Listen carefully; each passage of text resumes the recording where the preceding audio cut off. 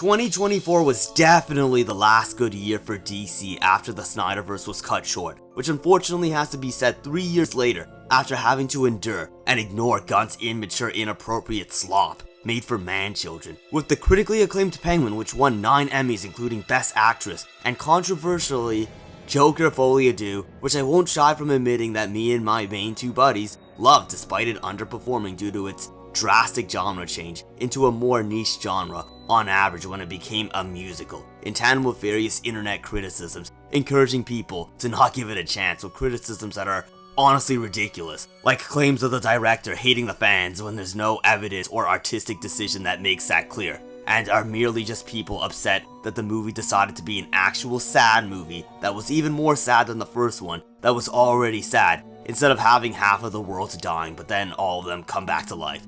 No credible mind who isn't some internet influenced individual with safe internet opinions like Moist Critical and others hated Joker too. Hence actual independent, credible brains like Quentin Tarantino and Hideo Kojima being on record to have liked the movie, which can't be said for Gunn Slop, which didn't need to be a musical to flop. But anyway, with that context out of the way, I know it's going to be an uphill battle with most loathsome humans when talking about Joker Folie, Deux in this video, but the movie does have an interesting contrast with the Penguin series that released in the same year. Penguin is a series about a man who gave up on every aspect of his soul to get to the top through means of giga manipulation. Plenty of lies in nearly every scene to every single character, from other mobsters who deserve it to every loved one, on top of cruelty and betrayals. As he only prioritized himself at every turn, he took the shortcuts and made the moves that would get him to the top, when doing things the good and honest way would fail or yield mediocre results. My dad, he was a mechanic. Oh, okay. But in his heart, my man was a chef. Chef? Yeah, loved to cook. Is that right? Yeah. I don't think he ever got to eat in a lot of nice restaurants. That ain't fucking right. Look, fuck it. The world ain't set up for the honest man to succeed. Mechanic's a good job. That should be the American dream right there. You know, beautiful story with a happy ending. But that ain't the way the world works, Vic. America's a hustle. Sure, Penguin did a lot of it for the validation of his mother, but somehow he wanted her validation in a selfish way, as if he cared more about her validation than he did for her herself, as shown in a scene where Sophia tried to get him to admit to his mom that Oswald killed his brothers, or else she'd cut her finger off. I wasn't with her, I was with you! My fucking finger, you spoiler! I was with you! Jesus, just say it, tell her. I already fucking know. You would have let me cut it off. Huh. You would have let me do it. Because you don't care about her. Fuck you. You don't. Not enough. Not like you say. You don't feel a fucking thing. But throughout all the lows and his bad behaviors, Oswald ends up winning at the end as the world itself rots, but still rewards his dark hustle. He betrayed everyone, including Victor, in one of the most low moments ever seen in fiction, and he ended up at the top of Gotham, dancing with his bustin' thick guy-at escort, who's dressing as his mom to mimic her validation, since she became a vegetable due to the trauma of her dead sons right before she was able to properly see that Oswald won, even though she made Oswald promise to let her die if she was ever in the state of being a vegetable. But Penguin decided not to do it, just so she could see that he won. No matter how cruel the tactics were, Oswald won. Nothing's standing in your way now. Goddamn right. Love is alive. If this is goodbye.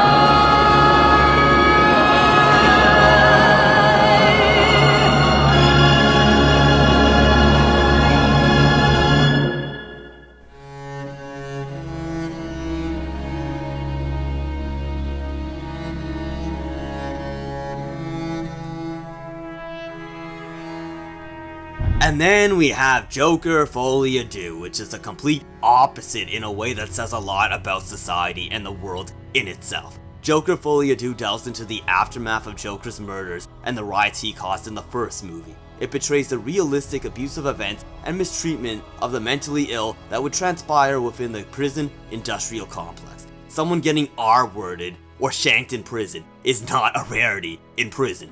It's actually more of a commonality.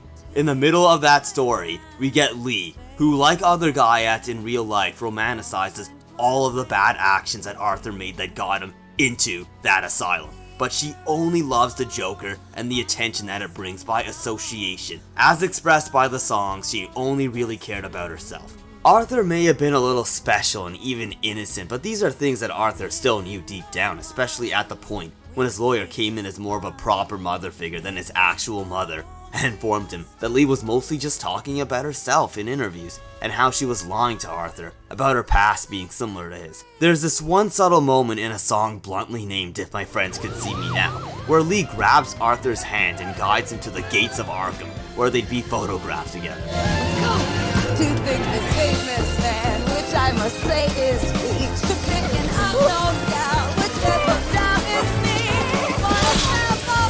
Holy cow, they'll never believe it. If my friends could see me, if my friends could see me, if they all could see me now. Get the fuck on! You fucker! I've got the world on a string, sitting on a rainbow. Got that string around my finger. He went along with it because there was nobody else in his life that could even mimic someone caring for him, despite her lies at every turn, such as the likely scenario of her lying about her being pregnant without showing the tester, as she likely told him the lie to keep Arthur on a string when he was thinking of cutting ties with her. Due to her line, she was a cigarette he couldn't put down despite knowing it was bad for him. But then things changed for the worst. After some traumatic events that happened in prison due to what he said about the corrupt asylum authorities, he took accountability and confessed his sins and regrets for killing the people he did, and how he did it as Arthur, and not just a persona known as the Joker, which was only a thing that he temporarily was at his worst, saddest moments near the end of the first movie, when he shot Murray. And now we just wanted to have whatever life he had left with Lee. During this court confession, Lee leaves and gives a devastating look of disappointment, and then leaves the courtroom, only to ghost Arthur by ignoring his calls, which Arthur knows won't work. Later, Arthur gets broken out of court via an explosion caused by his fans, inspired by his actions in the first movie, who drive him out with the intent of wanting to cause more anarchy. But Arthur doesn't even care about that anymore, and leaves the car to meet up with Quinn, to try and leave with her and start a new life. But Lee isn't having any of it, as she has a dead, uncaring stare after he pleads his heart out to her. A show that is really a show sends you out. Please stop. With a kind of a glow, and you'll say, as you go on your way, that's entertainment. I don't want to sing anymore.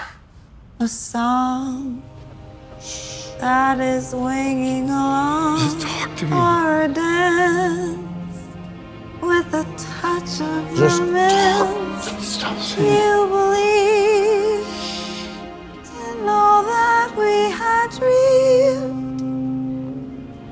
That's entertainment.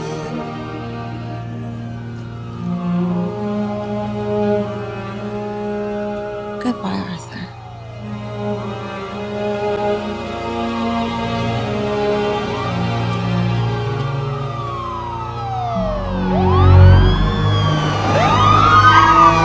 Arthur is left alone in his sadness and despair after Lee left him once the persona she loved him for was gone. She never really cared about Arthur at all. And like Lee, other fans of the Joker resented Arthur once he dropped the role that people loved him for. And then he's shanked to death shortly after getting his heart broken. Dead on the floor as a woman still stands over him, not giving a crap about him. A sad ending to a sad life that was mostly out of his control despite his best efforts to course correct near the end, due to the consequences of an outburst that may have partially been justified due to the bad hand of fate that he was dealt. Now, in case the point I'm alluding to hasn't been made clear, the themes of these two stories being the opposite is still interesting in a way of being opposite sides of the same coin, as characters fated to make bad decisions due to not being accepted by others as who they are. Penguin was looked down upon by the Falcones and the Maronis before he won at the end, due to quadrupling down on all of his worst traits, with things like his younger henchman Victor, whom he groomed into crime and helping him out throughout the whole story,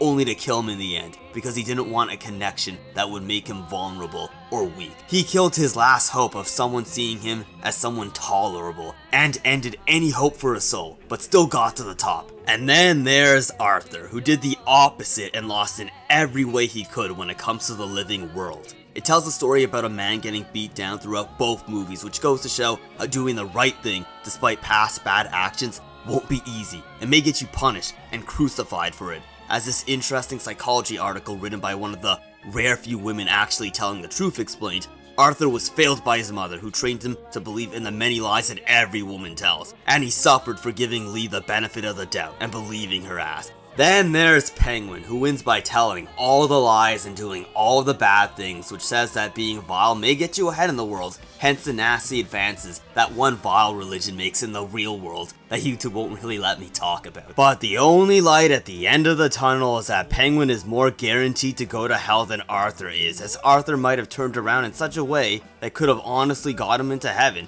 despite Harley with her seduction trying to pull him down into hell with her. It also tells a story about how you should be careful with who you hang around, whether it be a friend who's as blatantly selfish as Penguin with no redeeming qualities, or a girlfriend like Lee who sadly doesn't really give a crap about you, despite her liking some things about you like the attention she gets, or the clout, rather than who you are. Someone who wants to build some other mountain out of who she thinks you are, rather than being content with climbing and raising the mountain of what makes you who you already are. It can still be a lose-lose with the way of life of Arthur or Oswald. If who you are isn't working, then you could just be like Penguin and lie all the time to compensate for it and manipulate everyone into bending to your will. Or you could be like Arthur and drop the mask and be yourself, and then suffer for it because of fate. You perfect. I want to see the real you. I think that's really one of the most key lines in the scene and in their relationship in the whole movie. He says, "You brought makeup," which is such a bizarre thing that she would bring that to this, again, isolation cell. And she says, "I want to see the real you," meaning until she puts makeup on him, she doesn't think she's talking to the real him. And to me, that's really the tragic story of Arthur's life and kind of what the movie is about, this identity and this idea that somebody like Arthur can't really be themselves if they're expecting to find love. They have to kind of put that mask back on and be who other people want them to be. And I find that really tragic.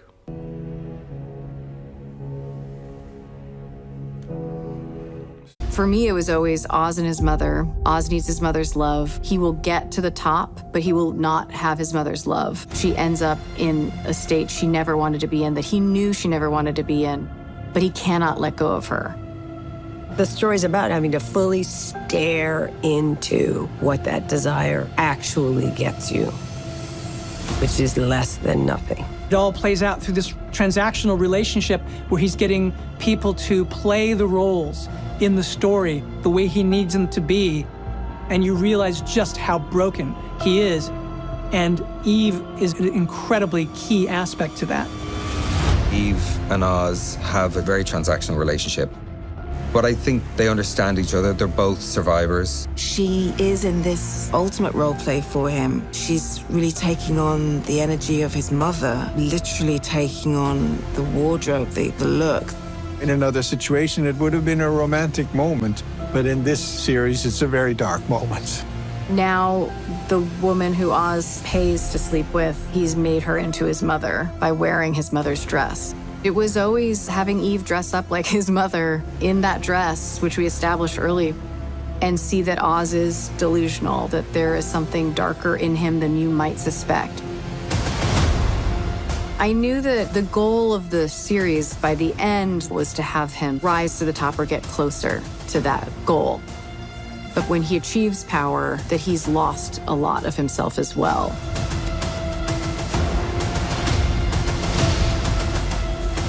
I've always sought to make it feel operatic in ways, to have it feel very tragic in the end. So even when Oz succeeds and even when Oz gets everything he wants, I wanted it to feel tragic. He created his own delusion in that way. It's a very twisted way to end.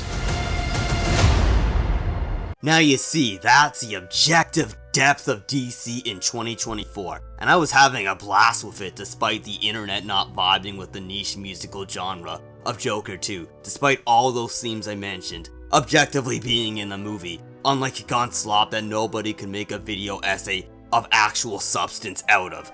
And with Gunn in charge so far, 2024 could pretty much be the last good year for DC until Paramount rightfully kicks him out due to his Superman movie, losing to Man of Steel from 12 years ago without inflation when it sold close to less than half the number of tickets that Man of Steel sold. Gunn's Squad getting quadrupled by the first Squad movie that had far more cultural impact. A character within the top 5 female superhero costumes sold, like Supergirl, losing to other superhero movies that bombed with way less popular characters like Morbius and even Blue Beetle. Peacemaker getting less views than Penguin that quadrupled its view numbers, similar to Gotham and most CW shows that also quadrupled nasty ass Peacemaker. Gunn needs to go. Whether it be Penguin or the Joker movie and its slept on sequel, the Snyderverse, the Dark Knight Nolan trilogy, or Superman and Batman from their very first movies, DC is known for deep, thought-provoking content, unlike the vast majority of Marvel. The only good DC thing that could be solid if Snyder isn't brought back is possibly the Batman Part 2, which Gunn has reportedly got in the way of behind the scenes, as the gap between the Batman Part 1 and 2 is the biggest superhero sequel gap I've ever seen, which doesn't seem natural at all, and doesn't add up since Reeves said he had the script done ages ago, only for Gunn to contradict him.